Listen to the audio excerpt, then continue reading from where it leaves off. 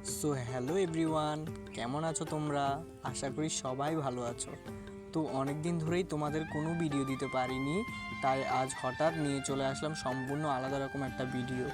তো তোমরা হয়তো অনেকেই জানো না, আমি এখন আমাদের প্রিয় ফলেয়া বাজারে একটা কাকার মুদি দোকানে কাজ করি।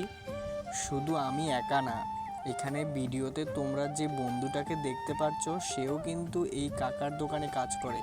হ্যাঁ, এই সেই কাকা যার দোকানে আমরা কাজ করি। কাকার মুদির দোকানটা কিন্তু একদম ট্রেন রাস্তার ধারে, কারণ পাশেই রয়েছে আমাদের প্রিয় মেটতলা ফলেয়া স্টেশন। ট্রেন দেখা শেষ করে আমি চলে আসলাম গোডাউনে। হ্যাঁ, ঠিকই ধরেছ, বুঝিয়ে নিতে। আসলে কাকার দোকানটা কোনো ছোটোখাটো দোকান না, পাইকারি দোকান। তাই এইরকম আমাদের অনেকবার গোডাউনে আসতে হয় কোনো না কোনো মাল নিয়ে যেতে। এখন আমি চলে আসলাম বুজিয়া নিয়ে যেতে, কারণ বুজিয়া শেষ হয়ে গেছিলো দোকানে।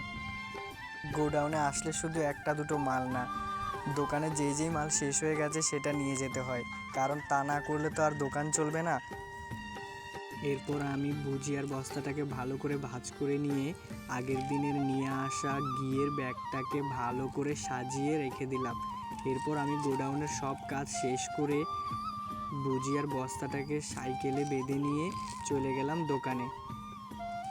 দোকানে আসা মাত্রই আমার বন্ধু ভুজিয়ার বস্তার মুখটাকে ভালো করে কেটে বস্তার মুখটাকে ভাঁজ করে দিল, যাতে আমরা ভালোভাবে ভুজিয়াগুলো বস্তা থেকে নিতে পারি।